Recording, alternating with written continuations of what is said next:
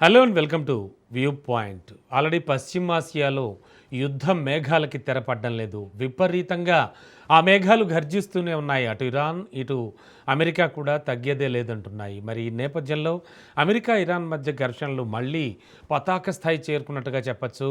అగ్రరాజ్యం చేస్తున్న దాడులతో ఇరాన్ అయితే దద్దరిల్లుతోంది. జోర్డాన్లోని తమ స్థావరాలే లక్ష్యంగా ఇరాన్ చేసిన దాడికి ప్రతిగా ఈ శక్తివంతమైన దాడులు జరుగుతున్నాయని యుఎస్ మిలిటరీ వెల్లడించింది. అండ్ జోర్డాన్లోని బేసులపై దాడులను అమెరికా అధ్యక్షుడు డొనాల్డ్ ట్రంప్ తీవ్రంగా పరిగణించాడు. మేం వాళ్ళని చాలా గట్టిగా దెబ్బ కొడతామంటూ కూడా ప్రకటించాడు. మరి ఈ క్రమంలోనే దక్షిణ ఇరాన్లో శక్తివంతమైన పేలుళ్ళు అయితే వినబడుతున్నాయి. ఖేష్మ్ ద్వీపాన్ని అణు విద్యుత్ కేంద్రం ఉన్న తీర నగరం అలాగే బుషహర్ను కూడా అమెరికా సైన్యం టార్గెట్ చేసింది. ఖేష్మ్ ద్వీపంలో నివాస ప్రాంతాలపై క్షిపణి దాడి జరిగిందని ఇరాన్ స్థానిక మీడియా కథనాలు కూడా వెల్లడిస్తోంది.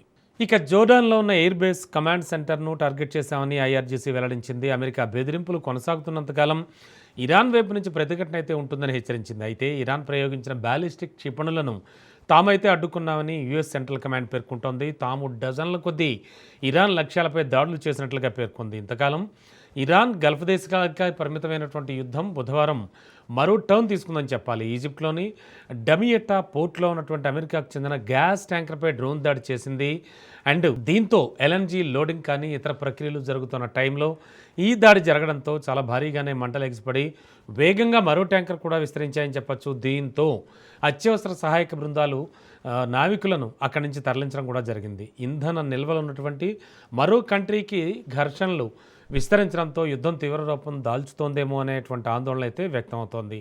మరి ఫిబ్రవరి 28న పశ్చిమాసియాలో మొదలైన యుద్ధం ప్రపంచ దేశాలను ఇంధన సంక్షోభంలోకి నెట్టేస్తోంది. ఈ యుద్ధం ముగింపు కోసం చేస్తున్న ప్రయత్నాలతో ఘర్షణలన్నీ కూడా తాత్కాలికంగా మాత్రమే ఆగుతున్నాయి. అవగాహన ఒప్పందాన్ని పక్కన పెట్టి ఇటీవల 10 రోజులకు పైగా రెండు దేశాలు భారీగా చేసుకున్న దాడులకు కాస్త విరామం ఇచ్చినా మళ్లీ మొదలు కావడంతో దౌత్య చర్చలు జరుగుతున్నాయన్న ఆశలు కూడా అడుగంటిపోతున్నాయంటున్నారు విశ్లేషకులు.